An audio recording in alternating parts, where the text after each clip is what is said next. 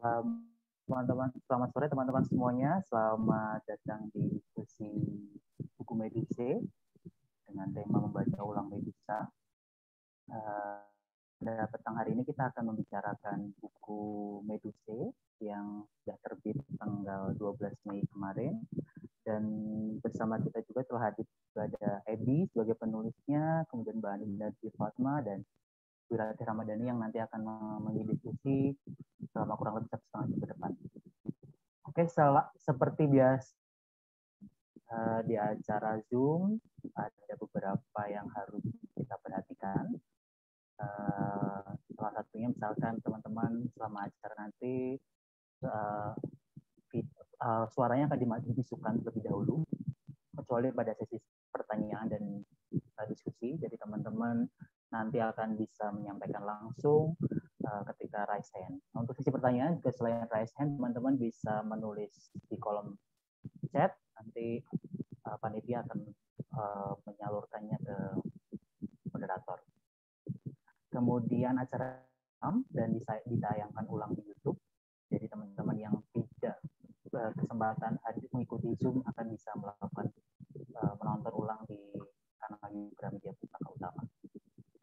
Kemudian pada siang hari ini, pada hari ini khususnya buku Meduse ada flash sale.com dengan diskon khusus dan kode yang sudah ada yaitu Meduse 20. Jadi teman-teman sambil menyimak diskusi pada petang hari ini juga bisa melakukan check out langsung di gramedia.com dengan diskon khusus 10%. Hanya hari ini ya, hanya 25 Mei teman-teman akan mendapatkan diskon 20% buku Meduse. Jadi bisa sambil diskusi sambil check out di tab-tabnya lagi. Di akhir acara nanti kita akan ada sesi foto bersama. Jadi teman-teman nanti di akhir acara mohon dengan sangat menyalakan videonya agar di foto itu cakep gitu ya. Oke, jadi hari ini kita diskusikan tokoh Medusa dan buku Meduse. Jadi tidak hanya bicarakan puisi Ebi di buku Meduse, tapi juga kita akan membicarakan tokoh Medusa secara luas. Jadi seperti kita ketahui di mitologi Yunani itu adalah korban sebuah tragedi, yaitu perkosaan yang kemudian justru korban itu mendapatkan kutukan, gitu kan ya, kutukan rambutnya berupa ular, kemudian batu. Nah, bagaimana mungkin perempuan yang menjadi korban justru dikutuk seperti itu? Nah, ternyata kalau kita tarik lebih luas, banyak tokoh Medusa-Medusa lain di luar sana yang mengalami hal tersebut. Ya, baik itu di buku, di film, ataupun di media-media lain. Maka sore hari ini kita akan mendiskusikan itu, tidak hanya puisi, korelasi dengan tokoh Medusa di luar. Makanya hari ini datangkan 3 pembicara yang sangat mumpuni untuk itu. Yang pertama adalah saya perkenalkan terlebih dahulu ada Theodora Sarah Abigail. Nah, Theodora Sarah Abigail ini adalah penulis buku Meduse. Ya, beliau lahir di Jakarta namun besar di Amerika Serikat, dan buku Meduse ini adalah buku keduanya Ebi sekaligus buku pertama puisinya Ebi. Jadi buku puisi pertamanya Ebi. Dan bagaimana Ebi mencurahkan dan kegundahannya sebagai perempuan, teman-teman bisa lacak di Meduse ini. Kemudian yang kedua adalah Mbak Andina Dwi Fatma.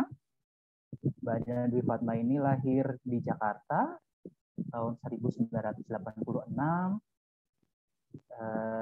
Kemudian buku pertamanya Semusim dan Semusim Lagi yang terbit pada 2013 adalah manuskrip yang menangkan sayembara mengarang novel Dewan Kesenian Jakarta tahun 2012. Usut punya usut. Nah, nanti kita bisa tanya ke Mbak Andina. Tahun ini beliau akan comeback dengan novel terbarunya. Jadi teman-teman bisa menunggu novel terbaru Mbak Andina nanti yang terbit akan tidak lama lagi.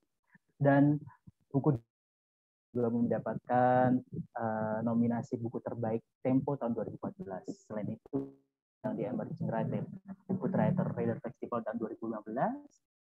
Sekarang beliau bekerja sebagai dosen prodi studi ilmu komunikasi Universitas Katolik Atmajaya.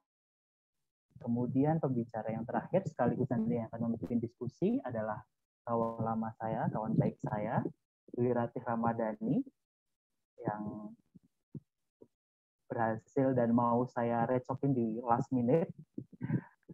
Ratih panggilannya, lahir di Sampang, Madura.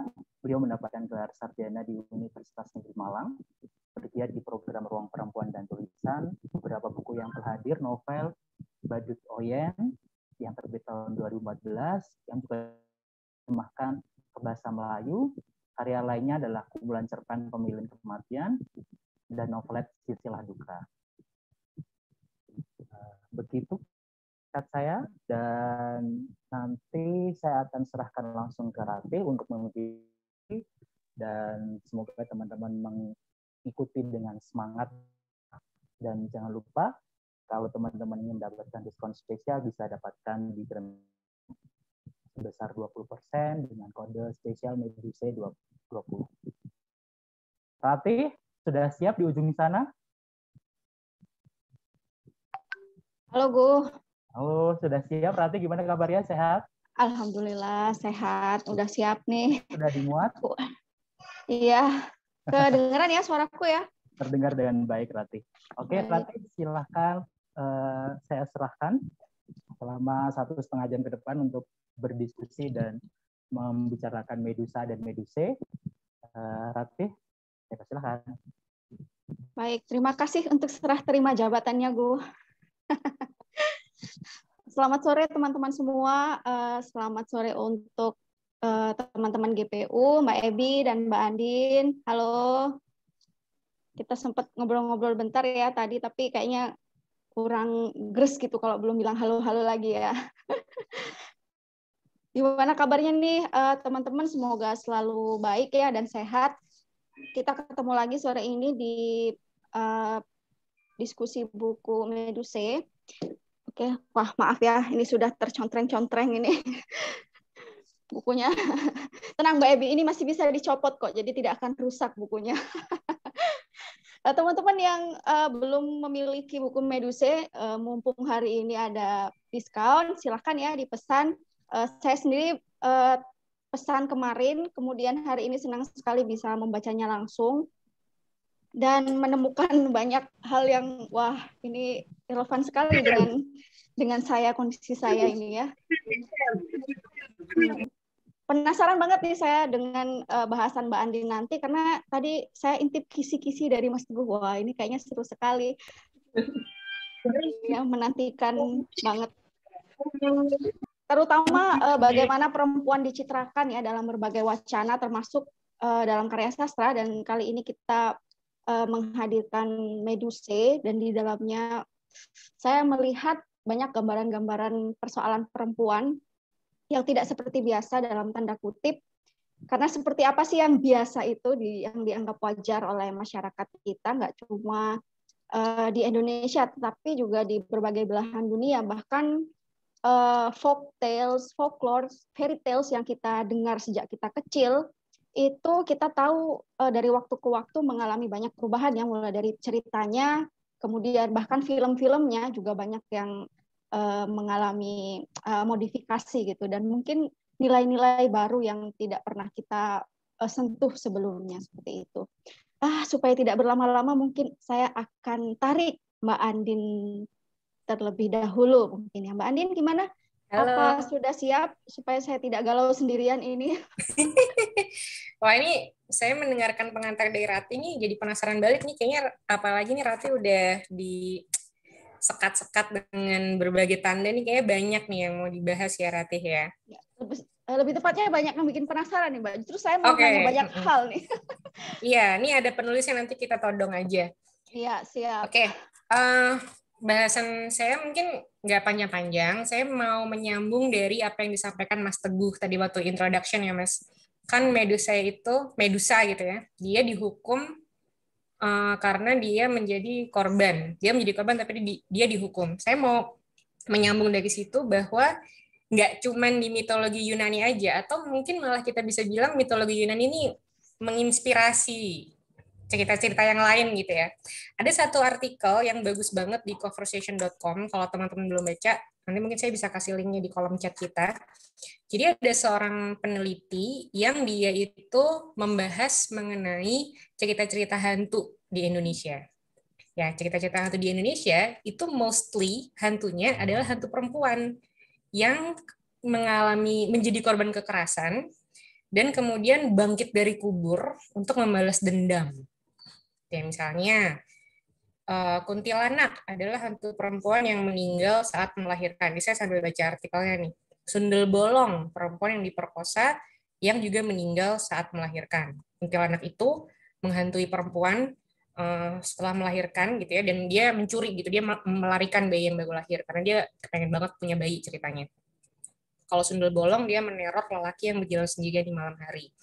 Lalu sebagai generasi 90-an, saya dibesarkan juga dengan si manis jembatan Ancol. Si manis jembatan Ancol itu perempuan yang diperkosa di malam karena jalan malam-malam gitu, kemudian diperkosa, terus dia bangkit kembali dan membalas dendam kepada para laki-laki yang memperkosa dia dengan ditemani oleh teman-teman hantunya. Mungkin salah satu-satunya outlier dalam framework atau penokohan hantu perempuan itu cuman Nyi Roro Kidul karena dia ratu penguasa gitu ya, ratu penguasa dunia gaib, dan dia punya banyak suami gitu. Dia menjadi istri mistis setiap Raja Mataram. Ini bagus, artikelnya bisa teman-teman baca. Nah, pertanyaannya adalah kenapa kok seperti itu gitu ya? Kenapa banyak tokoh hantu perempuan yang dia harus meninggal dulu nih dan kemudian membalaskan dendam sebagai hantu gitu, karena dia tidak, mungkin dia powerless, tidak bisa berbuat apa-apa ketika dia masih hidup gitu. Kalau teman-teman lihat tadi, dan ini kebetulan artikel di cover session itu yang nulis kayaknya latar belakangnya policy studies ya, jadi dia kaitkan kenapa sundel bolong misalnya, kuntilanak meninggal waktu melahirkan, habis itu korban perkosaan. Jadi kebijakan-kebijakan yang ada itu tidak mendukung perempuan untuk punya akses ke keselamatan dan juga layanan kesehatan. Oh ya, dia berangkatnya itu dari film Pengabdi Setan. Saya adalah orang yang menghindari nonton film horor, jadi saya nggak nonton Pengabdi Setan, tapi teman-teman saya yakin nonton ya film Joko Anwar.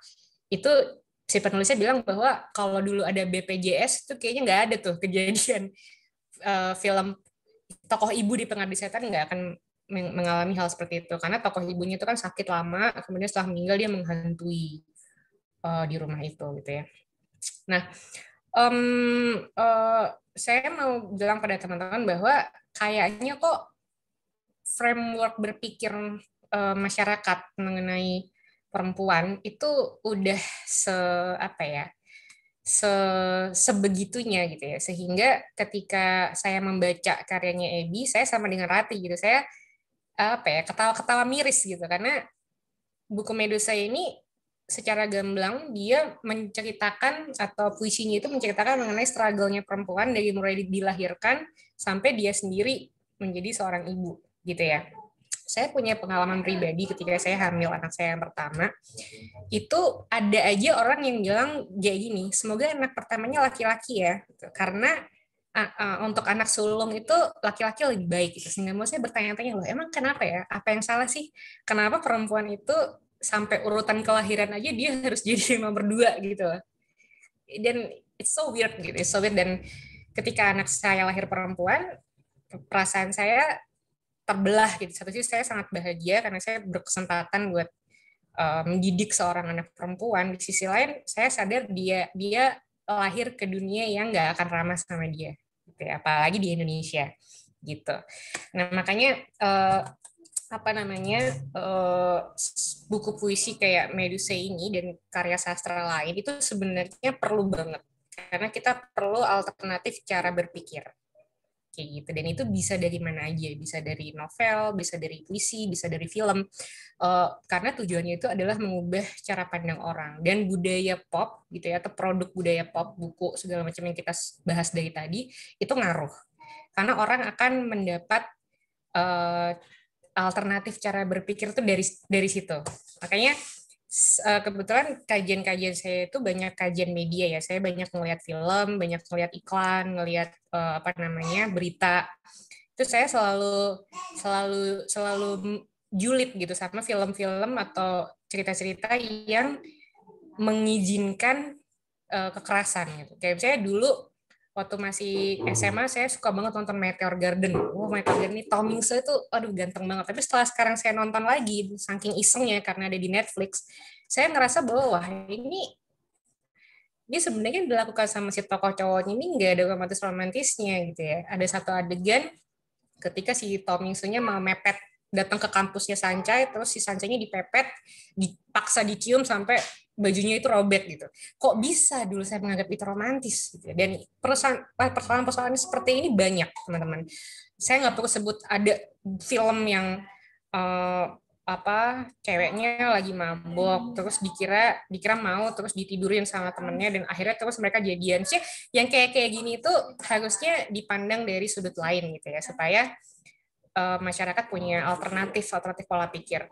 Nah, itulah mengapa menurut saya bukunya Edi ini, Medusa ini penting karena membawa kita untuk memiliki alternatif cara pikir tadi gitu ya, pola pikir yang lain, cara pandang yang lain.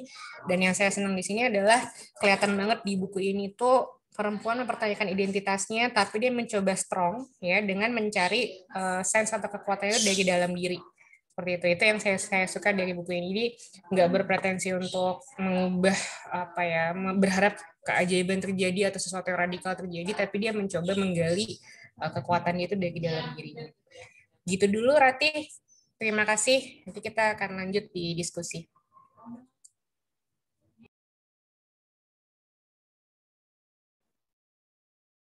Oke. Mbak Andin, ini sama kayak aku banget nih. Kalau sekarang itu kalau dulu nonton tuh masih anteng-anteng aja gitu, nerima-nerima aja gitu kan ya. Kalau nonton drama, series, film atau apa, sekarang tuh kayak nggak bisa tenang, kayak selalu gatel, pengen wah ini kok begini, sama banget. Nggak bisa santai nontonnya. Tanda-tanda kamu menua, Rati. Iya. Oke Mbak, saya jadi ingat ini nih Mbak, tadi sempat mention Si Manis Jembatan Ancol, aku juga jadi ingat film-filmnya Susana. Mungkin Mbak Andin pernah nonton film-filmnya Susana. Jadi sebenarnya Medusa ini, perempuan ular itu aku tahu lebih dulu itu bukan dari mitologi Yunani. Aku baru tahu soal mitologi Yunani itu pas kuliah. Aku baru tahu Medusa itu manusia ular itu di film Susana justru. Itu Mbak. Karena jadi malam-malamku tuh selalu dipenuhi dengan mimpi buruk dan kok kebetulan kuntilanaknya itu Susana gitu loh. Dan pokoknya sundel bolong segala jenis hantu perempuan itu kan masternya adalah Susana ya. Al-Fatihah untuk Susana dulu. Nah itu memang jadi setelah aku lihat lagi gitu kan, kadang pernah beberapa tahun lalu tayang juga di TV, aku nontonnya tuh udah dengan sudut pandang yang berbeda gitu, cara berpikir yang berbeda. Dan salah satunya aku jadi melihat bahwa oknum institusi keagamaan, aku bilang oknum ya karena institusi keagamaan ini kan kita melihatnya beda orang, beda tafsir, beda orang, beda cara pemikiran. Jadi anggap kita panggillah, sebutlah oknum begitu. Juga ikut andil dalam image perempuan yang selalu jadi korban gitu, korban yang sudah jatuh ditimpa tangga, jadi bukan tertimpa lagi tapi memang sengaja ditimpa dengan tangga seperti itu. Kita melihat ya banyak hal-hal yang membatasi perempuan dari segi institusi keagamaan ini. Misalnya kalau perempuan habis melahirkan gitu kan, mengalami nifas, tidak bisa sholat dan lain sebagainya. Kalau dalam Islam, maka wanita itu akan dekat dengan setan, dibilangnya begitu, mitosnya seperti itu. Kemudian perempuan yang menstruasi juga tidak bisa sholat, tidak bisa mengaji dan lain sebagainya, maka diasumsikan dia adalah perempuan kotor, perempuan yang dekat dengan keburukan atau kejahatan seperti itu. Sama halnya dengan banyak fairy tales atau dongeng-dongeng yang penyihir jahat, villain lah ya, itu perempuan. Seperti Ibu Tiri, itu kan Ibu Tirinya Snow White, kemudian benar ya Ibu Tirinya Snow White ya? Penyihirnya di Snow White dan Ibu Tirinya Cinderella, nah, itu kan semua digambarkan sebagai sosok yang jahat tanpa kita tahu alasan atau latar belakang mengapa mereka karakter mereka dibentuk menjadi seperti itu. Kemudian di berita-berita juga banyak nih Mbak, perspektif menulisnya juga cenderung menyudutkan perempuan, misalnya akibat menolak bersetubuh dengan suami, istrinya dibunuh oleh suaminya gitu kan. Sesuatu yang jika kamu tidak obey pada peraturan masyarakat yang dianggap normal, maka kamu layak gitu diperlakukan seperti itu. Nah, nih Mbak Andin, menurut Mbak Andin gimana nih? Kita di Indonesia masih banyak sekali media-media yang memposisikan perempuan selalu bahkan mulai dari judul yang clickbait gitu, selalu di pihak yang mereka layak untuk disalahkan gitu Pak Andin. Iya, terima kasih Ratih. Yang Ratih bicarakan itu emang jadi concern kami di kajian dia ya, dan berita baiknya adalah ada banyak banget upaya baik dari jurnalis dalam hal ini Dewan Pers dan lembaga-lembaga terkait untuk banyak memberikan workshop kesadaran gender untuk wartawan. Itu sudah berjalan, tapi tentu saja kalau mengutip Seno Gumira Aji Dharma ini perjuangan semesta gitu ya, nggak bisa tiba-tiba nggak ada lagi berita clickbait. Jangankan itu, kemarin aja waktu kalau saya nggak salah waktu berita tentang Myanmar ya, itu tetap kok beritanya adalah mantan Miss cantik ikut demo. Satu ya udah tahu Miss-missan pasti cantik gitu. Yang kedua, relevansi cantiknya sama dia ikut demo tuh apa gitu. Seolah-olah kalau jelek ikut demo itu wajar gitu. Sementara kalau cantik kan nanti takut panas-panasan gitu. Kayaknya apa banget sih gitu. Tapi dia itu terjadi. Kalau dipandang dari sudut pandang media memang complicated ya, karena media itu sekarang ya mau nggak mau dia hidupnya dengan nyambung belakangan deh. Yang penting diklik gitu ya. Itu sebenarnya ada di situ. Nah, Rati, saya ini jadi ingat, saya tuh pernah bikin riset tentang berita di Detik mengenai cara wartawan menuliskan berita ketika pelakunya perempuan. Biasanya kan korban ya. Kalau ini pelakunya. Jadi dulu di Pamulang itu, kebetulan deket dari rumah, ada kejadian seorang perempuan sama laki-laki itu biasalah chattingan di medsos gitu, terus mereka ketemuan di daerah Pamulang sini. Mereka jalan-jalan. Nah, konon si lakinya ini memaksa ingin memperkosa. Terus si ceweknya itu memotong alat kelaminnya si cowok ini. Dia menjadi heboh dan agak panjang kasusnya. Terus saya meneliti berita-berita yang ditulis oleh Detikcom. Di situ hasil dari analisis teksnya adalah yang di fokusnya itu lebih ke ketika ngebahas soal si pelaku perempuannya ini di yang diskursnya itu adalah dia mungkin mengalami gangguan mental, dia ini sadis, atau dia berjilbab tapi mau diajak keluar malam-malam gitu ya, kayak gitu. Sementara senjata banget ya. Ya, sementara diskurs mengenai si korban ini isinya adalah kasihan masa depannya gimana. Setelah mengalami peristiwa ini dia menjadi rajin sholat dan mengaji. Terus dia bisa bangkit kembali, tidak malu, sudah bisa bergaul di lingkungan perumahan gitu loh. Jadi kelihatan banget bedanya. Perempuan sebagai korban maupun sebagai pelaku ya sama-sama salah gitu. Akan dipandangnya itu memang tidak proporsional seperti itu, dan itu terjadi. Oke, terima kasih banyak Mbak Andin untuk pemaparannya. Sama-sama. Seru banget. Oke teman-teman, mungkin kita bisa beralih selanjutnya ke Mbak Ebi nih kali ya, karena aku penasaran banget nih sebenarnya gimana sih Mbak Ebi itu melihat Medusa sendiri, maksudnya bukan bukunya ya, jadi sosok Medusa itu untuk Mbak Ebi itu seperti apa? Itu dari Medusanya sendiri ya. Kemudian dari bukunya nih Mbak, kalau buat Mbak Ebi buku puisi ini Medusa ini Mbak Ebi tuh gimana sih Mbak proses Mbak Ebi memilah cara Mbak Ebi menyusun bahasanya, kemudian rimanya, dan isu-isu yang paling ingin Mbak Ebi tekankan di Medusa ini apa aja sih? Jadi dulu aku dibesarkan di AS di Amerika, aku ada banyak buku dongeng gitu. Mamiku suka banget sama buku, dia passionate banget, selalu kalau kita pergi keluar pasti dia beli buku. Jadi dari kecil memang terlatih untuk baca dongeng, fairy tale, mitologi. Dan aku ingat banget, pertama kali aku baca buku Medusa yang dia kayaknya mau dipotong lehernya, dipenggal sama Perseus karena ada mission dari siapa gitu. Aku perasaan waktu baca itu kayak, wah, itu keren. Aku pengen juga bisa bikin orang jadi batu gitu. Jadi sebagai cewek, sebagai perempuan yang baca itu yang umur 6 atau 7 tahun, aku mungkin udah ada kayak kesadaran gitu bahwa atau aku ada anggapan bahwa itu kuasa gitu, it's power in a way that mungkin waktu aku kecil aku nggak ngerasa gitu. Mungkin kalau anak cowok yang baca itu mungkin kayak, wah, ada cewek yang kalau aku lihat dia bisa bikin aku jadi batu. Aku takut gitu, tapi aku ingat banget, dan dari sejak itu aku kayak aku pengen jadi perempuan yang sekuat itu, sepowerful itu. Lalu aku rasa sebetulnya tren-tren tentang kayak perempuan yang mulai mengambil kuasa lagi buat diri sendiri, seperti Medusa atau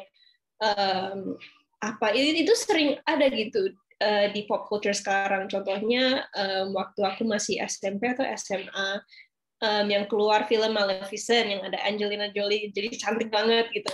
Dan itu juga mempengaruhi pandanganku tentang perempuan yang kuat, karena kan mereka bikin Angelina Jolie jadi kayak cantik banget, terus sayapnya gede banget, dan mereka menceritakan ulang persis bahwa perempuan yang selama ini dianggap villain, jahat, ternyata mungkin ada perspektif lain. Mungkin ternyata dia justru yang paling peduli sama Aurora, sama Sleeping Beauty. Mungkin malah dia yang ada ceritanya kita nggak tahu, yang ternyata setelah kita memahami konteksnya, wah, ternyata dia keren banget. Dan kenapa akhirnya terjun ke Medusa sendiri? Kenapa aku tulis di sini?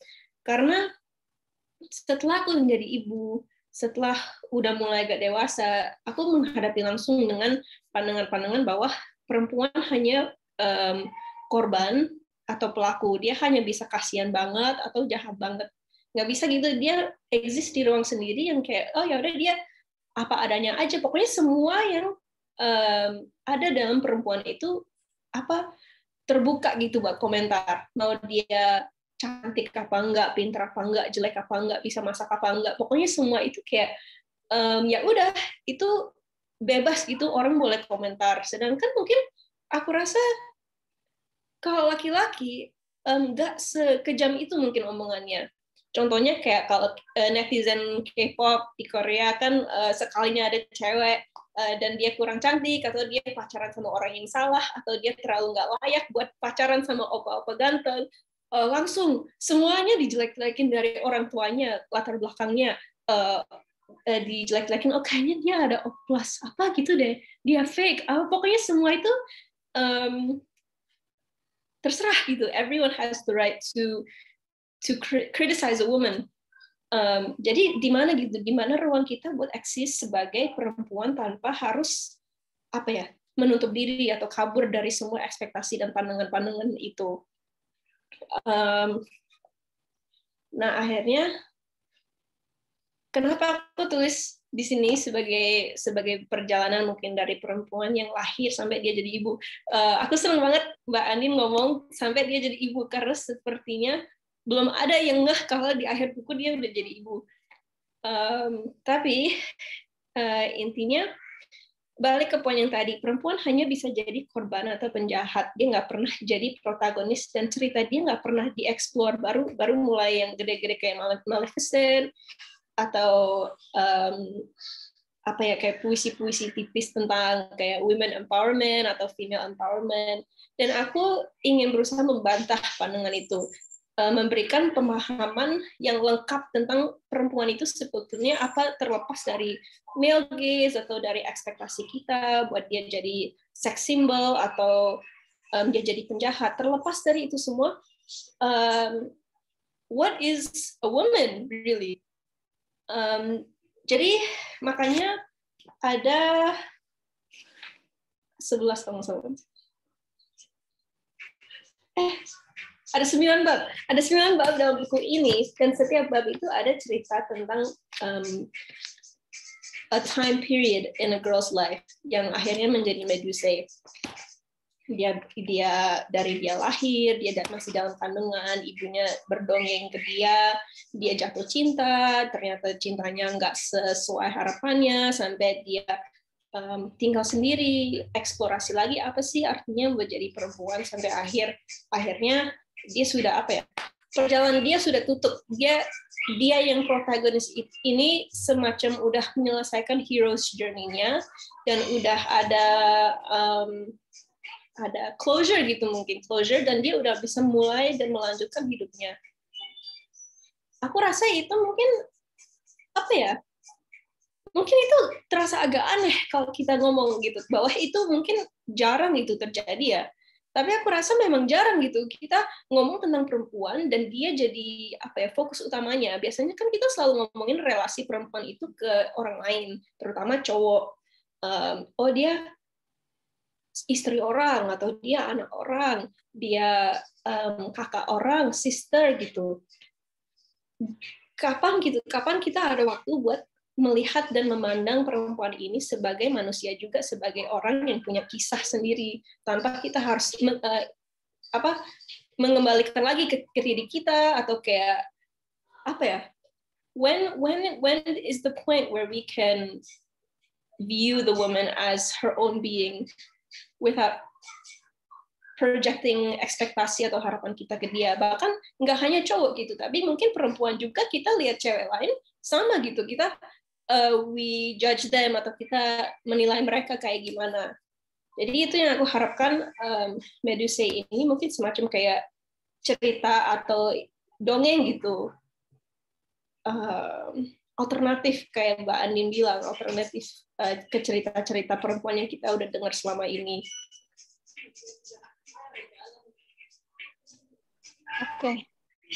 Oke, terima kasih Mbak Ebi. Tapi ada satu pertanyaan lagi nih Mbak Ebi. Ingat soal identitas tadi ya. Perempuan sering jadi istilahnya someone gitu. Ibunya siapa, istrinya siapa. Bahkan ketika jadi istri kita jadi nyonya nama suami titik-titik. Ketika jadi ibu kita adalah Ibu Numa misalnya. Saya di sini dipanggilnya Ibu Numa. Saya nggak mau. Nama saya Ratih gitu. Seperti itu. Jadi seolah-olah kita memang tidak, seolah-olah ini ya, kita tidak pernah bisa menjadi diri sendiri gitu. Kita attach to someone else seperti itu. Atau dilekatkan gitu, tidak attach tapi dilekatkan gitu. Kemudian saya penasaran juga nih Mbak Ebi, gimana sih sebenarnya strategi Mbak Ebi itu dalam penulisan Medusa ini sendiri ya, dan melihatnya dari banyak buku puisi, what makes your books different gitu, karena aku lihat memang di sini narasinya nggak seperti puisi kebanyakan menggunakan kata-kata metaforik, kemudian yang terlalu banyak ekspres itu enggak, aku tidak melihat itu di sini. Aku melihatnya di sini penuh misteri, penuh sesuatu yang ingin diungkapkan secara tidak terang-terangan, tapi aku bisa menangkapnya dengan terang-terangan seperti itu. Kalau menurut Mbak Ebi sendiri, ketika menulisnya, apa sih sebenarnya harapan dan strategi Mbak Ebi dalam menulisnya? Itu. Kalau mungkin dari aku, berhubungan dengan kita selalu perempuan itu selalu dilekatkan ke orang lain.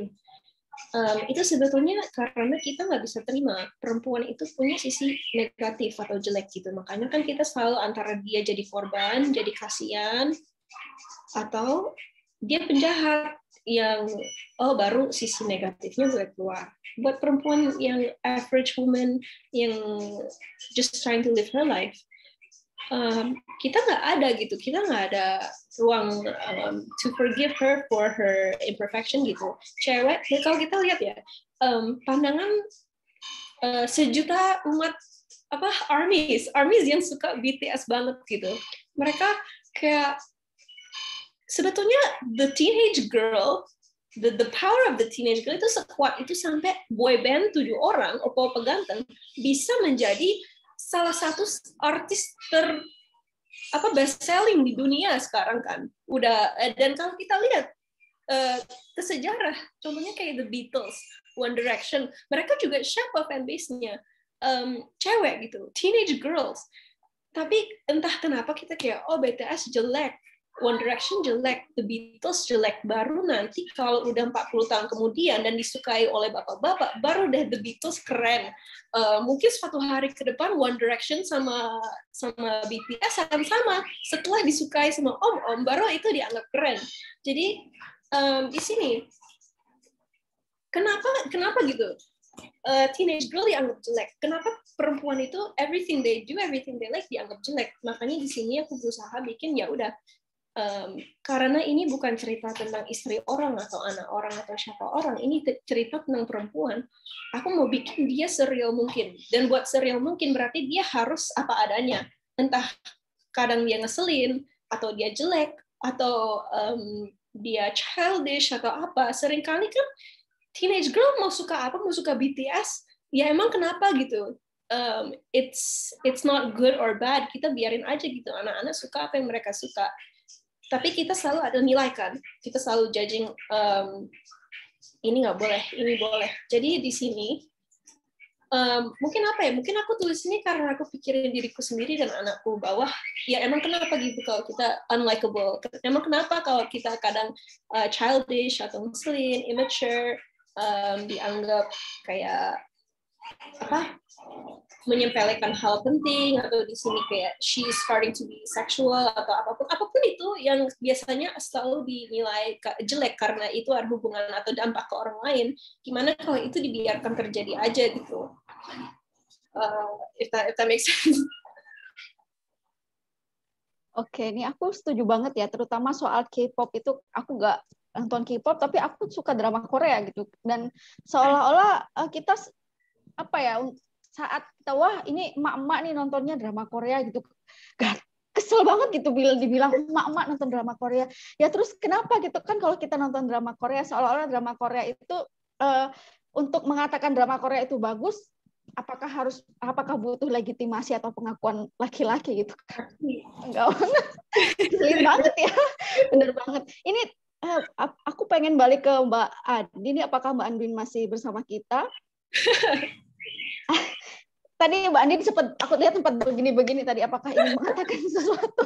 Soalnya aku udah begini-begini juga tadi sama Mbak Ebi ya, sepakat sih soal ini, karena legitimasi dan pengakuan itu seolah-olah harus hadir dari laki-laki. Bahkan pemikiran kita ini kayaknya cuma bisa di-okein itu sama laki-laki. Aduh, sadis banget. Oke, Mbak Andin gimana nih? Ya, aku tadi karena baru nyadar itu yang dibilangnya Ebi itu bener banget. Dulunya juga di Beatles yang suka cewek-cewek gitu ya. Tapi sekarang karena sudah karena mendapat validasi dari om-om, ayo sini ada yang om-om, boleh nanti ya memberikan testimoninya, baru kemudian dipandang sebagai keren.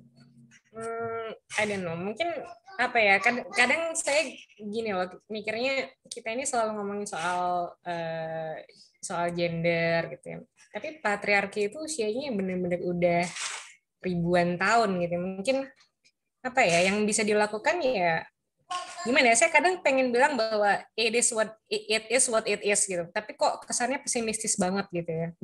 Mungkin dunia memang seperti ini, kalau mau dibilang kasarannya ya ini dunia lelaki dan kita terlahir ke dalamnya, tapi itu terdengar sangat pesimistis, dan saya memilih untuk apa ya melakukan kerja-kerja kecil seperti ini, menerbitkan karya-karya yang kita bisa sambil mencoba melibatkan semua orang, termasuk dalam hal ini para cowok gitu. Saya ini sebut di kelas ya, Rati dan Ebi dan teman-teman yang lain.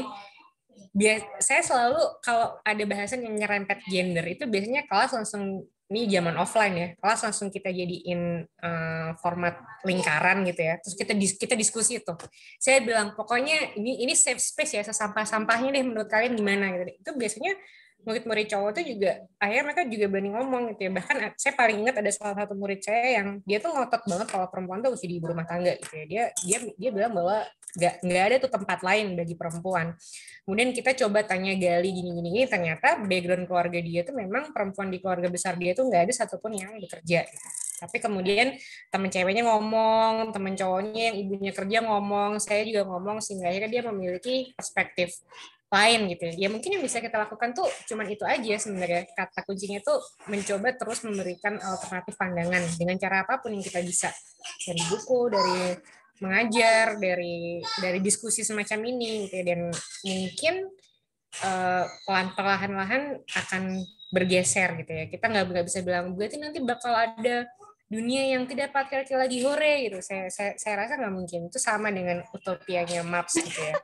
Kayaknya nggak deh. Cuman dengan membaik pelan-pelan itu pasti bisa, dan itu yang harus kita perjuangkan. Gitu sih Ratih. Kalau aku boleh ngomong mungkin boleh Mbak Ebi. Mungkin apa ya, kita sebagai perempuan dan juga sebagai ibu gitu, kita bertiga udah mengalami kan, udah lihat betapa susahnya ya, apalagi kalau misalnya punya anak cewek gitu. Yang kita bisa lakuin buat anak-anak kita, buat perempuan lain, ya itu seperti ini, bikin ruangan itu buat orang kayak this is a safe space for you to ngomong apapun yang mau kamu ngomong, pakai apapun yang kamu mau pakai, menjadi dirimu sendiri seutuhnya. Ya mungkin memang betul patriarki itu memang sudah menjadi apa ya, tulang punggung dari tulang punggung dari dunia kita, tapi bukan berarti kita harus kayak oh ya udah kalau gitu lebih baik kita benci aja semua laki, atau oh ya udah kalau gitu kita nggak usah kita pasrah aja gitu sama keadaan dan takdir kita. Tapi sekecil apa ya, kasih itu ruangan buat teman kita, perempuan di sekitar kita juga gitu. Mungkin sesimpel itu kita bisa mulai dari itu aja. Ya benar. Aku setuju. Kita bisa mulai dari orang terdekat, dan kita bisa mulai dengan tidak mewariskan patriarki itu kepada anak-anak kita. Kalau dari aku sih begitu ya. Karena kita putus rantai itu, minimal itu yang bisa kita lakukan. Pertama kali. Oh ya Mbak, ngomong-ngomong soal anak nih ya.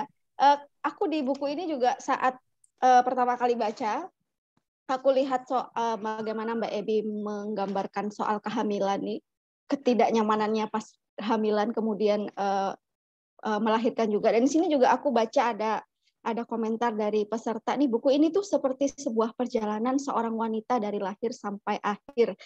Sama seperti kata Mbak Andin ya, kisah perjalanan perempuan dari dia lahir sampai dia melahirkan juga. Nah ini aku melihat kejujuran di sini. Maksudnya terlepas dari apakah ini sosok Mbak Ebi atau bukan ya, aku melihat sesuatu yang tidak ditahan gitu loh. Karena selama ini aku lebih sering mendengar perempuan itu sok bahagia gitu, istilah kasarnya sok bahagia, atau pura-pura bahagia gitu, padahal apa yang mereka rasakan mungkin bukan itu. Aku sempat mempertanyakan nih, mungkin banyak perempuan yang menanyakan hal sama, apakah boleh nggak sih kita itu merasa tidak suka dengan perubahan hidup setelah punya anak, atau boleh nggak sih kita merasa bahwa ini tuh nggak enak gitu loh. Dan soalnya selama ini kita pasti bilang punya anak itu pasti bahagia, walaupun kamu capek kamu akan tetap bahagia. Bagaimana dengan apabila kita benar-benar tidak merasakan itu? Apakah perasaan itu tidak valid? Padahal semua perasaan itu valid sebenarnya, semua emosi itu pasti valid gitu. Tinggal apakah kita menggunakan rasionalitas untuk mengolah itu lagi, kan seperti itu. Kalau di buku ini balik ke Mbak Andin dulu mungkin ya.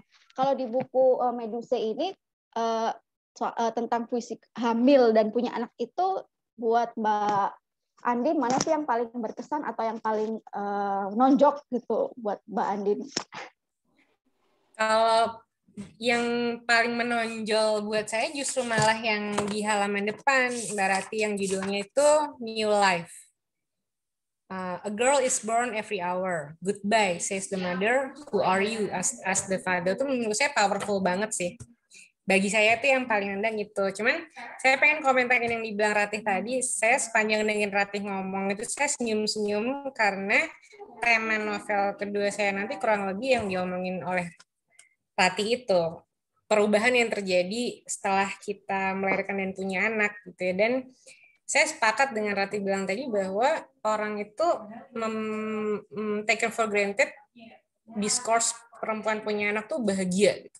Bahkan di banyak cerita episode perempuan menjadi ibu tuh nggak apa ya, dilewatkan sebagai sesuatu yang dia mempunyai anak dan dia merasa bahagia karena dia sudah menjadi ibu, that's it gitu. Karena tidak diekspor dan kayaknya tuh haram gitu ya kalau bilang atau mengekspresikan kesulitan yang dia rasakan setelah punya anak. Itu yang ingin saya eksplor di novel kedua. Jadi sekalian colongan promo ya Mas Teguh ya. Kurang lebih iya dapat itu bocoran.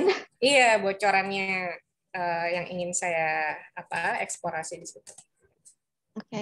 Oke, wah ini seru sekali obrolannya. Teman-teman nih kalau ada yang ingin bertanya atau ingin menyampaikan tanggapan, komentar kalian boleh banget ya silakan di drop di kolom chat. Nanti akan saya bacakan ke para penulis. Boleh kok, jangan malu-malu deh. Ini tadi ada kayaknya ada pertanyaan dari Mas Teguh iya, ya Rati ya. Tersanjung raping scene terus dinikahkan. Apakah pemosisian perempuan sebagai villain ini sebab penulisnya laki-laki? Oh ya, ini pertanyaan dari Mas Teguh. Ini boleh Mbak Andin atau Mbak Ebi dulu nih? Boleh. Mbak Andin Ebi dulu. silakan. Oh, aku dulu. Mas Teguh tersanjungnya yang di Netflix ya Mas Teguh ya? Aku nonton juga soalnya. Jadi ya itu ada adegan perkosaan ya benar. Oke, saya mau jawab yang kedua aja nih. Apakah pemosisian perempuan sebagai villain penulis laki-laki? Mungkin ya. Cuman kalau dari riset saya soal isu gender, framing berita-berita terkait gender di media nggak selalu loh Mas. Ada juga wartawan perempuan yang belum memiliki perspektif gender, dan ada juga wartawan laki-laki yang sudah memiliki perspektif gender. Jadi sepertinya ini nggak eksklusif untuk laki-laki saja. Saya mau bilang bahwa mungkin kebencian terhadap perempuan, for lack of a better word ya, itu mengakar, dipandang sebagai sesuatu yang ya udah emang seharusnya seperti itu gitu. Sehingga baik perempuan maupun laki-laki bisa mengadopsi hal itu. Silakan Ebi mungkin mau menambahkan. Ya, Mbak Ebi, apa ada yang ingin ditambahin? Aku setuju. Aku rasa sebetulnya banyak kok perempuan yang justru mereka paling kejam gitu terhadap perempuan lain, dan mereka paling kayak contohnya balik lagi ke K-pop. Kenapa hari ini penuh K-popan? Tapi komentar-komentar jahat tadi, komentar-komentar jahat oleh netizen itu banyak sekali yang perempuan. Dari mereka kritik tubuhnya atau kerjaannya atau apapun itu, banyak gitu yang perempuan. Sedangkan banyak juga laki-laki yang misalnya sudah melek gender atau apa yang mereka kita ngapain baik-baik aja. Jadi menurutku enggak karena laki-laki, bukan karena penulisnya laki-laki dan mereka pasti punya pandangan tertentu tentang perempuan. Mungkin hanya tentang sosialisasi kita aja, tergantung lingkungan dan pengalaman yang kita dapat yang membentuk kita, dan mungkin orang-orang yang jelek-jelekin perempuan atau apa gitu, mungkin mereka hanya belum diajak aja gitu buat pikirin perspektif lain atau lihat perempuan dari sudut pandang lain, dan itu bisa perempuan bisa laki-laki. Ya benar. Baik hati sekali ya Mbak ya, Mbak Ebi. Jawabannya mungkin mereka belum terbuka hatinya gitu ya, kayak berasa mungkin mereka belum dapat hidayah. Belum dapat hidayah. Baik hati sekali gitu. Saya terenyuh mendengarnya. Rati, aku nambahin dikit dari jawaban Ebi tadi, boleh nggak ya? Mbak, boleh. Jadi ada satu riset tentang kajian media yang dilakukan, tapi aku sayangnya lupa banget nama researcher siapa. Dia dari University of Birmingham yang aku ingat. Jadi dia ini meneliti folklore, meneliti dongeng ya di seluruh dunia, dan dia menemukan bahwa dalam setiap dongeng formulanya itu biasanya selalu ada tokoh-tokoh perempuan yang harus bersaing dan rebutan untuk mendapatkan laki-laki. Coba deh kita pikirin, hampir semua dongeng seperti itu. Cinderella dan kakak tirinya rebutan pangeran gitu ya. Terus Putri Salju dibuang karena si ibu tirinya takut kalah cantik. Terus itu ada banyak banget dongeng kayak gitu. Jadi anak-anak perempuan kecil ini ditanamkan di bawah sadarnya bahwa perempuan lain itu saingan gitu. Nggak boleh kalah cantik, atau kalau dia cakep dia akan ngerebut laki-laki gitu, istilah pelakor misalnya kan. Sekarang aja udah mulai ada yang bilang pebinor. Oke lah, kita anggap itu sebagai sebuah progres gitu ya. Tapi masalahnya dongeng-dongeng itu seperti itu.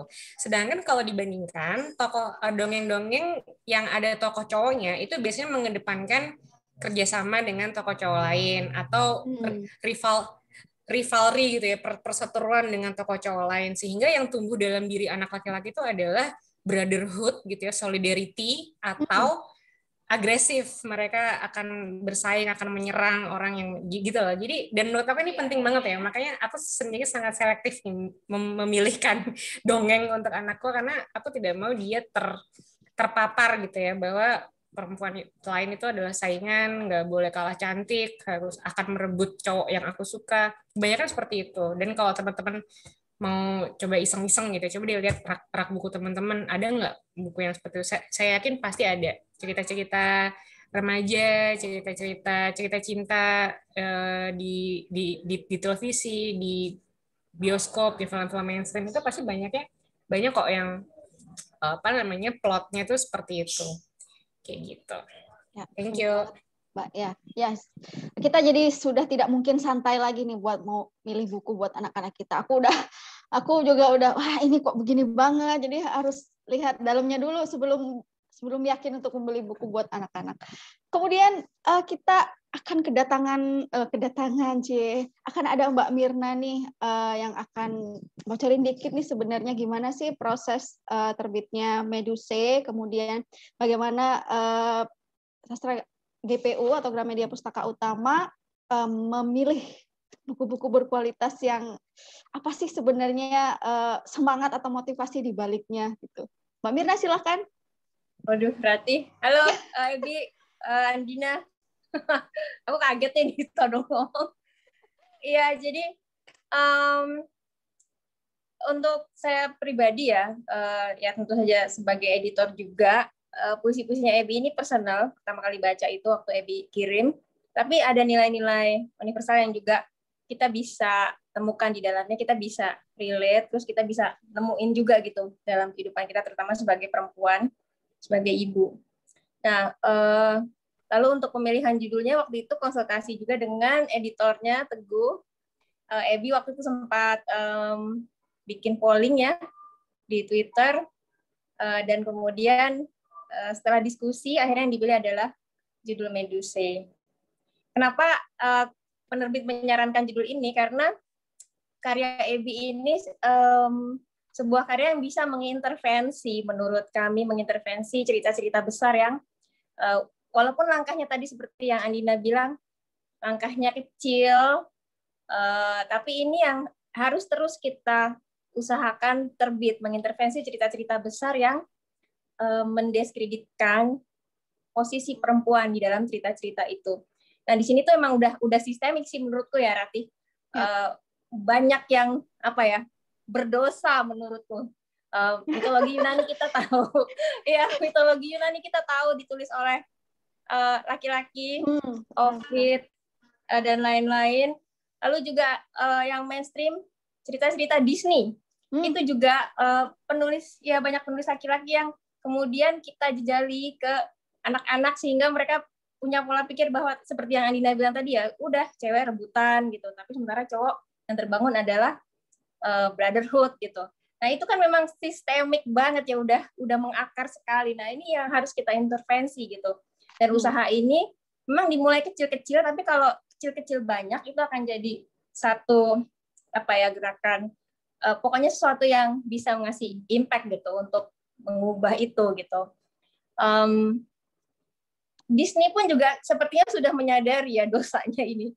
Kemarin itu aku lihat film Cruella itu udah mulai belum rilis sih, belum tahu juga isinya seperti apa, tapi mereka udah posisikan 100% evil, 100% genuine gitu. Jadi sepertinya mereka juga akan ke arah membenarkan kesalahan positioning tokoh-tokoh perempuan villain dalam film-film mereka itu. Aku melihat ada ke arah itu sih. Nah, ini yang juga harus kita usahakan di penerbitan terutama ya, dalam konteks buku Medusa ini. Itu sih. Oke, Mbak Mirna, terima kasih banyak. Ngomong-ngomong soal personal tadi, aku sepakat banget sih Mbak. Dan aku melihat sebenarnya pengalaman personal yang ada di Medusa ini, apa ya? Pengalaman personal perempuan itu adalah power menurutku ya, karena personal is political gitu. Karena kalau bayangkan jika perempuan tidak berani bersuara, tidak berani bercerita, menceritakan pengalaman-pengalamannya, apa jadinya? Mungkin sampai saat ini tidak akan ada orang yang tahu bahwa postpartum depression exists, gitu kan?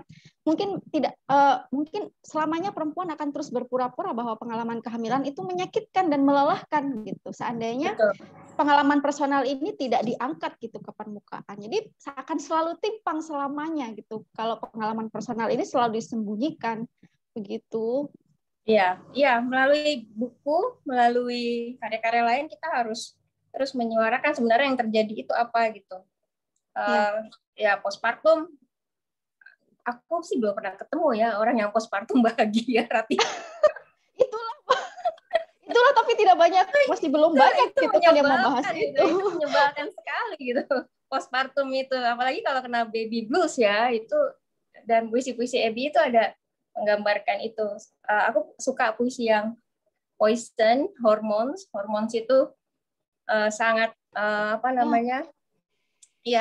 bagaimana kita harus menghadapi bentukan-bentukan, citraan-citraan yang sudah dibuat gitu di dunia di luar kita, tapi sementara kita nggak suka gitu, kita nggak, tubuh kita menolak gitu. Dan terakhir aku suka banget gitu yang Abby tulis We Love It Anyway, yang untamable face, yang dia ngaca di danau gitu, dan ya emang sih nggak sempurna, kita juga kita mencintainya gitu. Baik. Terima kasih Mbak Mirna, ini Rati, mungkin Teguh bisa cerita banyak di dalam proses. Dan ada ilustrasinya ya, ilustrasi karya Nadia Rizky, dan covernya oleh suka banget. Ya, aku suka banget yang terakhir, apalagi alamak. Banget yang dipegang. Yang terakhir itu aku bilang sama Teguh yang terakhir jeder banget deh. Ampun, powerful banget yang terakhir ini. Benar sekali. This book speaks to me on so many level nih, Mbak. Mungkin ada teman-teman nih lagi yang ini. Makasih banget Mbak Mirna nih untuk sharingnya, dan aku suka banget kepancing sama kata-kata personal itu tadi, karena personal has its own power ya. Kita sudah lelah sebenarnya ya Mbak ya, karena selama ini banyak karya sastra perempuan yang topiknya atau isunya adalah pengalaman personal yang dianggap tidak layak berdiri sejajar dengan karya-karya penulis lain yang entah laki-laki atau perempuan yang tidak membicarakan hal-hal personal. Maksudnya seolah-olah hanya cerita-cerita sejarah yang selalu dianggap penting, kemudian yang punya nilai besar yang mendunia yang selalu penting. Padahal kita tahu bahwa pengalaman personal itu juga titik berangkat manusia melakukan lebih banyak hal, kan seperti itu. Terima kasih Mbak Mirna. Terima kasih Rati. Ya. Oke, aku akan lanjut mengajak 1 atau 2 atau 3 penanya nih. Boleh nih yang ingin bertanya. Tadi sepertinya ada 1 nama, Des Caam, mungkin ingin bertanya. Kalau tidak salah tadi ada yang ingin bertanya ya. Saya persilahkan nih. Oh ya, boleh. Silakan jika ingin bertanya. Halo, hai, thank you. Ikut diskusi ini malah saya jadi saya malah jadi kayak ikut kelas kajian gender lagi, atau kasih kelas bahasan feminisme ke anak-anak saya gitu loh. Cuma saya mau spotlight nih beberapa hal ya, sama sekalian komen, mungkin lebih banyak ke komen sih sebenarnya. Satu, kita kan dari tadi bahas masalah gender melulu ya, dan kita tuh selalu dan kita sepakat kalau kayak perempuan itu memang dipandang dari sudut laki-laki gitu loh. Kok kayak laki-laki ini bejat banget karena mereka punya kenti gitu kan. Sementara perempuan ini yang selalu jadi korban. Jadi kita tuh kayak kadang itu seperti kayak cenderung menyalahkan laki-lakinya gitu loh. Padahal yang salah sebenarnya kan bukan laki-laki ya, tapi mungkin lebih tepatnya ke sistem yang memfavoritkan si laki-laki tersebut gitu loh. Dan kalau laki-lakinya mah sudah mati dari, maksudnya mereka sudah mati dari beberapa tahun yang lalu, tapi kalau sistem kan masih tetap mengakar terus, dan kita susah untuk kayak sudah ngakar dan susah untuk kayak kita cabut, kayak kita goyang kayak gitu loh. Jadi sementara kayak aku setuju dengan tadi katanya Mbak Andin atau Mbak Ratih yang bilang bahwa kok kayaknya perempuan ini merasa harus saling bersaing dengan sebanyak perempuan lainnya kan. Padahal ya memang karena efek dari sistem tersebut gitu loh. Kayak perempuan itu, ruang yang dikasih ke perempuan itu cuma sedikit sekali. Sementara dari ruang yang sedikit ini kebanyakan dari kita itu malah tidak stand for each other, tapi malah gontok-gontokan sama satu dengan yang lainnya. Saya ditawari pada waktu itu untuk ngajar, sedikit cerita nih. Sorry ya Mbak Mirna kalau agak lama.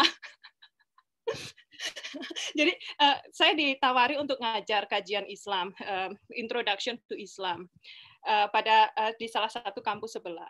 Kak Prodinya sudah bilang oke, tetapi tahu nggak siapa yang membuat saya tidak jadi mengajar mata kuliah tersebut? Ada salah satu ibu-ibu senior, dosen senior yang bilang bahwa oh enggak, Bu Deska kan murtad. Jadi kenapa harus Bu Deska yang kita pilih sebagai sebagai pengampu mata kuliah tersebut? Kan ada dosen lain yang dari dulunya sudah muslim. So jadi perempuan yang harusnya stand for each other pun malah jadi kayak musuh gitu loh.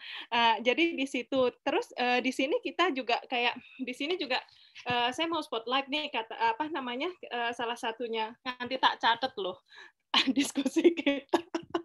Sama saya sama saya ini nih spotlight ininya Mas Teguh kayak yang bilang oh apa karena ininya laki-laki jadi kayak perempuan itu selalu menjadi objek sebagai villain and so on. Saya kira penulis perempuan pun juga sama gitu loh. Bahkan di cerita Calon Arang pun perempuan itu disebutkan menjadi villain. Bahkan di sudut-sudut terakhirnya ketika Calon Arang ini surrender pun juga dia masih tetap powerful gitu loh. Dia tidak mengalah. Tapi kayak dia itu malah showing resistance, atau bahkan ketika kita tadi ngomongin masalah setan, kayak perempuan yang diperkosa terus menjadi hantu untuk hunting that man down. Bukannya itu salah satu bentuk resistensi dari seorang perempuan ya? Atau ketika tadi kita bilang, di folklore itu loh banyak sekali perempuan-perempuan yang rebutan lelaki. Justru kalau saya melihat itu dari satu sudut lain bahwa kayak perempuan itu somehow juga digambarkan menjadi seseorang yang powerful gitu loh. Even Medusa di sini pun juga powerful sampai akhir hayatnya. Sebagai contohnya, pernah dengar ceritanya Oedipus Rex atau ini Sang Kuryang? Kan? Sama kan maksudnya jalinan cerita atau apa. Tapi coba deh teman-teman perhatikan kayak si ibunya ini meskipun despite dari story-nya, tapi si ibu ini digambarkan sebagai perempuan yang dia tahu kapasitas dia, seksualitasnya dia tahu bahwa she is made from flesh and lust gitu loh. Bahasa Indonesianya apa yo? Nah, seperti itu. Atau pernah dengar cerita tentang Romus dan Romulus gitu kan? Bagaimana seorang serigala betina yang ini gitu loh. Jadi inilah yang membuat kayak perempuan itu powerful gitu loh. Terus kalau seumpamanya tadi Mbak Rati bilang kita harus memutus rantai ini loh. Ya ayo, tapi mulai dulu dong. Jangan bilang ke anak perempuanmu bahwa, hei kamu anak perempuan loh, jangan gini, jangan gini. Let them be gitu loh. Bahkan let them be a she wolf gitu loh. Biarkan aja jadi serigala betina. Toh? Kita ngomongin tentang feminisme, tentang ini, tapi kita selalu bilang ke anak-anak kita, kamu perempuan loh, jangan bilang kayak gitu, jangan gini, jangan gitu. Berarti kita sama aja dengan para feminis nanggung itu dong, para feminis yang biasanya bahasanku apa sih, Gue feminis apa waktu itu? Oh, blunder feminis yang selalu bilang, oh cintai tubuhmu, cintai ini. Tapi ujung-ujungnya juga operasi plastik, ujung-ujungnya juga payudara dibesarkan gitu kan. Jadi aku setuju banget kalau perempuan itu harus dikasih ruang bahasan tentang perempuan itu memang harus dikasih ruang gitu loh. Dan aku bersyukur sekali untuk menemukan buku Medusai ini. Karena bagiku sosok Medusai ini kayak sosok yang bahkan masih tetap remain powerful sampai dia mati gitu loh. Ketika Perseus bunuh dia, kan Perseus kepalanya itu dijadikan senjata sama Perseus. You know what does it refer to? Kan berarti itu refer bahwa perempuan pun ketika dia mati pun masih tetap powerful. Gitu loh, laki-laki juga masih tetap butuh perempuan gitu kan. Jenderal Sudirman waktu itu gerilya siapa sih yang nyuci pakaiannya, tetap perempuan juga kan. So you know how powerful perempuan ini. Tapi dalam buku ini tuh perempuan nggak hanya dikasih space sendiri gitu loh, tapi kayak ini tuh record perjalanan seorang sosok perempuan dari dia di dalam kandungan, lahir, ngerti nggak sih? Terus menjadi berkembang, jadi kayak teenager, wanita yang digambarkan dengan wilderness-nya dia, dengan sacrifice-nya dia. Bahkan untuk aku suka sekali ketika dia bilang kayak di Good Friends ini loh, ketika dia bilang, oh no matter who it is, they will leave you sooner or later. Jadi memang, yo memang benar kan bahwa no matter what, as a woman, as a human, you will stand on your own gitu loh. Masa mati mau ngajak-ajak? Nggak ada. Jadi terus yang waktu Abi nulis tentang wilderness gitu loh. Kadang kan kalau pandangan orang kita lihat oh perempuan wild, binal kayak langsung dicap sebagai binal, langsung dicap sebagai sundel kayak gitu loh. Padahal ya there is nothing wrong gitu loh dengan perempuan yang being wild. Toh nyatanya si Romus dan Romulus pendiri kota Roma juga nggak akan ada kan tanpa adanya si she-wolves ini. So that's it. Mungkin malah aku cenderungnya kalau sebagai perempuan kita itu harus menemukan serigala dalam diri kita ya. Jadi biar kita tetap ngaung, biar kita tetap eksis and so on. Jadi itu. Ini bagiku nggak cuma sekedar buku puisi, tapi buku yang record perjalanan seorang perempuan gitu loh. Gitu. Baik, terima kasih Mbak Deska. Ini mantep banget dah. Bener nih ya, jadi memutus rantai patriarki ini nggak sekedar ngomong doang, tapi benar-benar harus dipraktikin ya.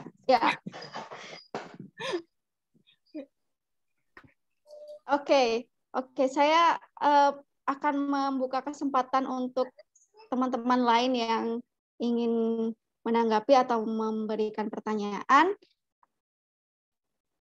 Tetap Oke, boleh raise hand ya atau drop di kolom chat.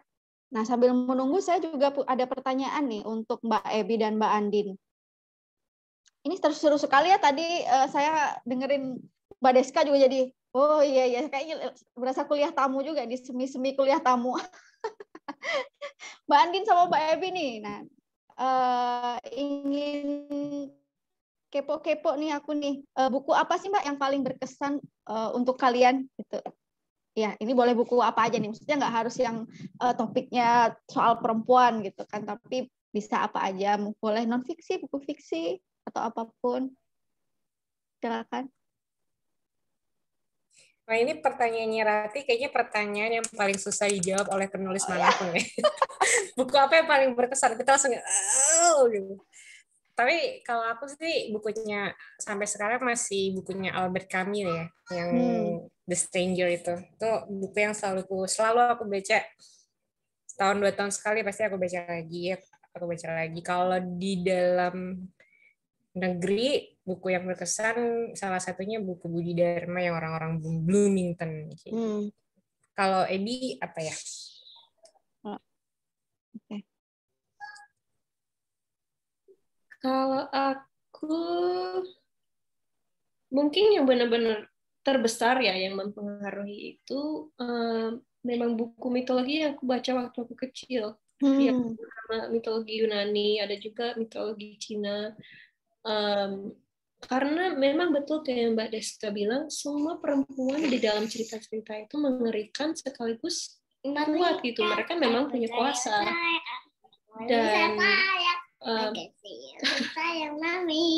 dan aku rasa dari itu, dan mungkin karena dibantu juga sama ibu yang dia selalu juga kayak Mbak Ratih beli aku buku di mana perempuan itu jadi protagonis, buku anak kecil di mana kayak apa ya, dulu Little Tree House, Magic Tree House yang ada sepasang kakak adik yang mereka jalan-jalan kemana-mana, dan adik perempuan ini pinter, dia agak wild juga, agak seenaknya sendiri, tapi dia yang selalu leading the way gitu. Jadi Magic Tree House, mitologi Yunani, Romawi, itu mungkin 2 itu. Sebetulnya ada lebih banyak lagi, tapi sama kalau aku ditanya pertanyaan itu suka ngeluh. Iya.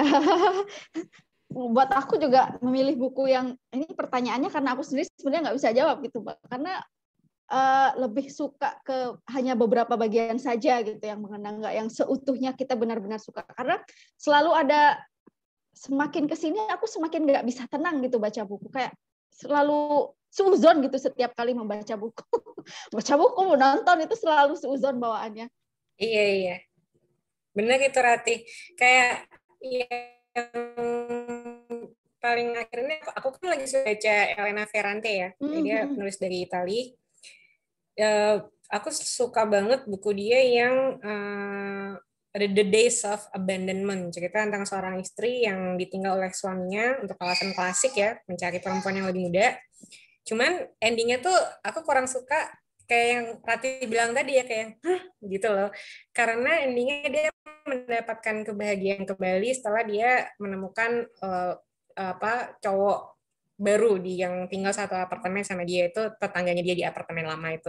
Membuat aku berpikir loh, kok ending-endingnya kok kebahagiaannya juga dari laki-laki juga gitu. Jadi aku sepakat sih kalau Ratih bilang semakin kita berkembang itu memang bacaan-bacaan yang tadinya bagi kita fine-fine aja, cuman kita jadi menemukan ada gitu ya. Dan itu nggak apa-apa, itu bagian dari proses pembelajaran. Makanya kenapa aku sebut karya Budi Dharma sama Albert Camus tadi, karena 2 buku itu yang kapanpun aku baca, dari aku kuliah SMA kuliah sampai sekarang aku udah beranak, tuh buku itu kayaknya kok masih bagus aja gitu. Nggak tahu, mungkin aku value-nya masih sama ya, Mbak? Iya, mungkin aku kelewat bucin sama 2 tokoh ini ya. Cuman aku suka banget sih orang-orang, ke teman-teman kalau di sini yang kebetulan belum baca deh orang-orang Bloomington yang Budi Dharma sama The Stranger Albert Camus, itu menurut aku bagus banget. Oke. Baik, Mbak, ini ada satu orang lagi yang akan saya todong untuk bertanya. Baiklah, ada Mbak Cynthia Starina di sini. Mbak Cynthia, semoga berkenan ya. Setengah ditodong ini, karena dia juga pembaca puisi yang pembaca yang cukup, ya saya sering kepo-kepo di Instagramnya juga. Saya kadang memilih buku juga karena habis lihat feed dia. Mana nih Mbak Cynthia, adakah? Tidak ada, antara ada dan tiada. Tidak direspons untuk menyalakan kamera, Kak Ratih. Oke, nggak apa-apa. Baik, oke, ya udah nggak apa-apa. Siapa tahu nanti tiba-tiba dia ini kan ya. Oke, Mbak, aku tadi keinget sama obrolannya Mbak Deska ya, soal bahwa persoalan patriarki ini sebenarnya sistematis ya. Ini tetap dalam lingkup, lagi-lagi tetap dalam lingkup gender ya, sistematis. Tapi sebenarnya menurut Mbak Andin atau Mbak Ebi nih ya, kalau dari ke Mbak Andin dulu nih, ada apa sih yang Mbak Andin rasakan, perubahan apa sih yang Mbak Andin rasakan ketika laki-laki ini mengetahui bahwa patriarki ini persoalan sistematis gitu. Maksudnya mereka kan secara sadar tidak sadar gitu, lebih banyak tidak sadarnya gitu kan, bahwa mereka itu melakukan diskriminasi atau mendiskreditkan peran perempuan. Kemudian dalam keluarga juga mereka adalah pemimpin keluarga di mana women was told to obey gitu, women was told not to question anything gitu kan. Itu juga dasarnya juga laki-laki juga punya andil secara sadar maupun tidak sadar, karena banyak kan nggak sadar, aku yakin ya. Nah ini kan persoalan yang cukup kompleks ya Mbak Andin ya. Mbak Andin, menurut Mbak Andin gimana? Ada nggak sih perubahan yang Mbak Andin bisa lihat gitu dari laki-laki yang mereka secara sadar tahu posisi mereka dan yang secara tidak sadar tidak tahu gitu bahwa mereka tidak berhak melakukan itu. Iya, terima kasih Ratih pertanyaannya. Jadi laki-laki dalam hidupku ini kan ada yang bisa aku pilih untuk bersama denganku, ada juga yang tiba-tiba aja ketemu gitu ya. Misalnya rekan kerja atau dulu waktu masih jadi wartawan narasumber. Nah, ada satu narasumber saya dulu, dia ini seorang pimpinan perusahaan. Dia waktu itu kami lagi membahas soal turnover di perusahaannya yang cukup tinggi dan kebanyakan itu adalah karyawan perempuan. Ketika kami membicarakan apakah mungkin karena nggak support ya Pak, sistemnya tidak support atau nggak ada benefit untuk perempuan yang berkeluarga, melahirkan dan punya anak. Kenapa setelah pada punya anak kok pada mundur? Berarti kan mungkin sistemnya yang tidak support. Dia jawab begini, oh enggak, itu sih perempuannya aja yang emang mau membaktikan diri pada keluarga. Memang perempuan tuh seperti itu. Kalau masih muda belum nikah, berkarir tuh pol-polan gitu. Nanti kalau udah punya anak, ya gitu, semuanya jadi pada tahu diri, pada kembali ke rumah. Dia ngomong kayak gitu. Dan mind you, ini orang yang berpendidikan ya, discourse-nya dia itu juga, ya dia lumayan terkenal lah untuk bidangnya. Itu Ratih misalnya itu. Jadi itu sesuatu yang tertanam di bawah sadar ya. Dan kadang-kadang nggak ada hubungannya dengan pendidikan atau apapun itu yang pendidikan dan posisi. Nah, sementara untuk laki-laki yang bisa kita pilih untuk ada di kehidupan kita gitu ya, pacar atau suami, ya sebisa mungkin kita pilih yang jangan menganut pola pikir seperti itu gitu ya. Dulu salah satu yang bikin saya mempertimbangkan buat menikah dengan suami saya sekarang adalah dia bilang bahwa bagaimanapun nanti ceritanya adalah kamu harus tetap kerja karena dia nggak mau relasi menjadi tidak seimbang kalau ada yang tidak produktif gitu ya. Tapi itu kan tatanan keluarga yang beda-beda. Tapi yang mau saya sampaikan adalah pilihlah value laki-laki yang setara. Dan kalau profesi kita memungkinkan untuk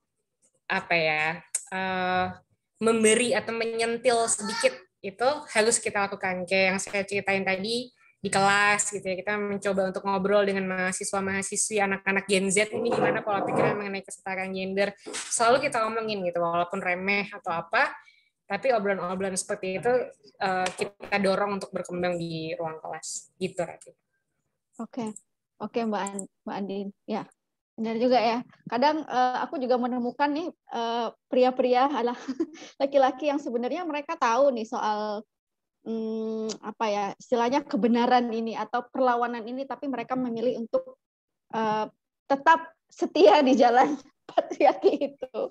Tapi ada yang memang tidak sadar, dan aku lebih bisa memaafkan mereka-mereka yang tidak sadar daripada yang tahu tapi tidak mau tahu. Kalau yang sadar tuh biasanya karena diuntungkan, Rati. Ada yang di rumah karena punya saudara-saudara cewek, jadi dia nggak harus nyapu, nggak harus nyuci piring, dan dia enjoy aja gitu ya. Iyalah tinggal rebahan main HP gitu ya. Gitu sih. Bener-bener bangun kesiangan, cowok mah nggak wajar apa-apa, ya, nggak apa-apa. Cowok liar, nakal, brutal, udah kayak lagunya Prasakti. Itu wajar, tapi kalau perempuan keluar malam lewat jam 9 itu tidak wajar, begitu kan ya, keselin banget. Oke, beralih ke Mbak Ebi nih. Mbak Ebi nih ada pertanyaan di kolom chat. Nah, nih kenapa sih beberapa tulisan Mbak Ebi ini modelnya kayak model tulisan Monik? Iya.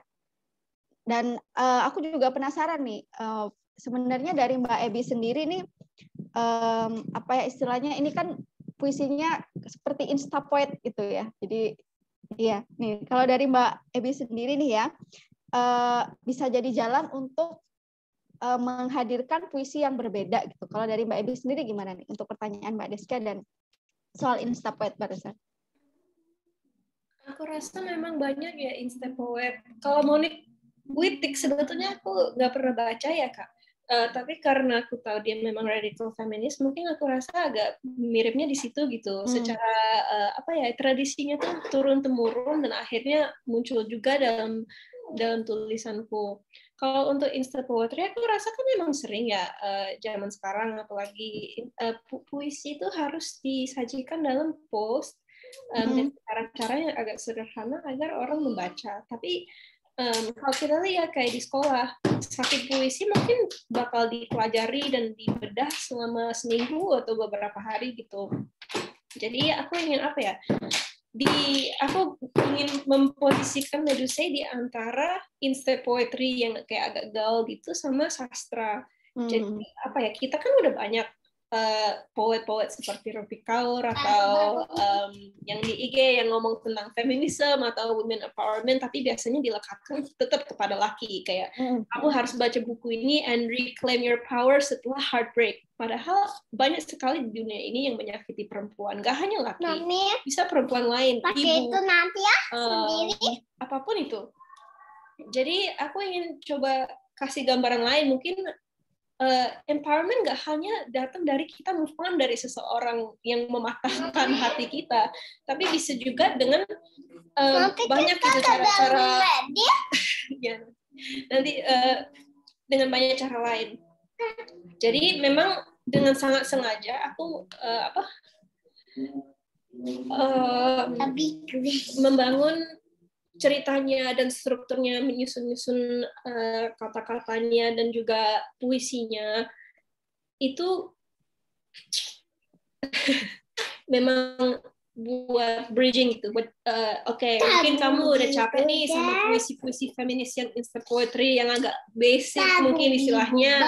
Kamu tetap ingin baca puisi feminis atau puisi yang memposisikan perempuan sebagai protagonis, tapi yang lebih mendalam.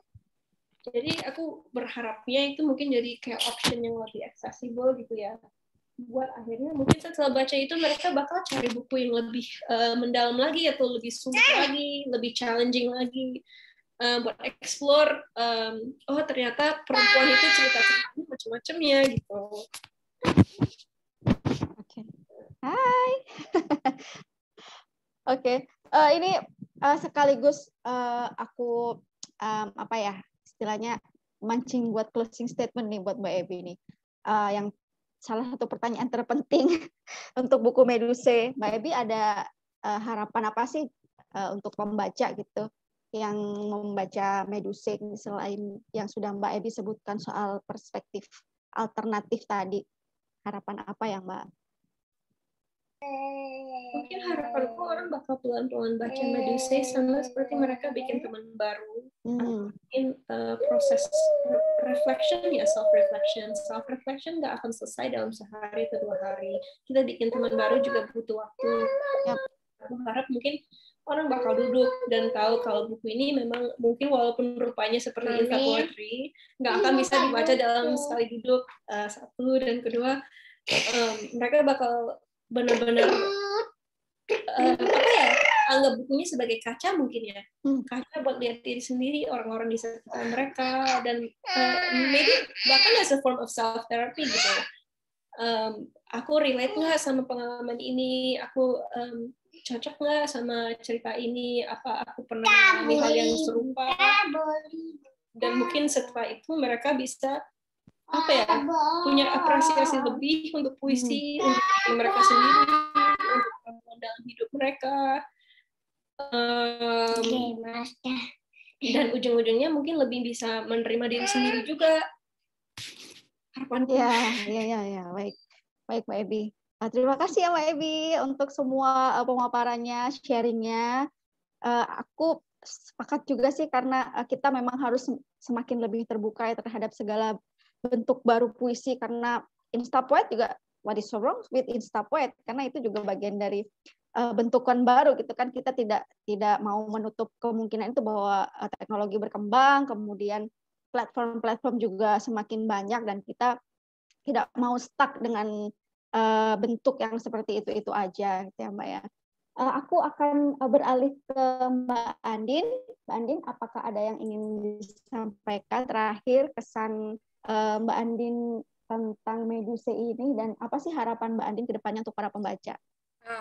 Oh, satu lagi Mbak, jangan lupa bocorin ya soal novel barunya ya. Buku barunya ya. Kaget. Iya. Kalau untuk Medusa, aku cuma mau kasih selamat buat Ebi ya. Ini buku puisi pertamanya Ebi, benar ya Ebi ya? Dan mudah-mudahan akan menjadi yang pertama dari rangkaian yang lain-lain nanti ya. Setelah ini akan tetap berkarya. Dan aku apresiasi tema yang Ebi tulis, berharap sama dengan tadi yang Ebi bilang ya, mudah-mudahan ini bisa menjadi apa ya, alternatif cara pandang lah dari teman-teman yang membaca buku ini, tapi yang nomor satunya supaya orang bisa enjoy membaca, karena menurut aku kayaknya tugas utama dari novel, puisi ataupun itu yang pertama enak dibaca dulu ya, dan aku yakin ini memenuhi syarat itu. Lalu untuk bocoran tadi ya seperti Rati sampaikan, ini nanti tahun ini mudah-mudahan bisa terbit di Gramedia, editornya Mas Teguh juga. Ini adalah novel keduaku setelah 8 tahun. 8 tahun ya, on a happy pause, menikah, punya anak, dan seterusnya. Dan ini juga salah satu upayaku, seperti yang Mbak Mirna bilang tadi ya Mbak, untuk apa ya, kasih tahu ke orang mengenai realita yang dihadapi oleh para perempuan. Karena kayak yang Rati sampaikan juga tadi, kalau misalnya kita nggak bicara nanti, ya orang tidak akan tahu gitu. Jadi ini salah satu usaha, dan semoga juga enak dibaca. Terima kasih. Ya, terima kasih banyak Mbak Ebi dan Mbak Andin, diskusinya seru banget.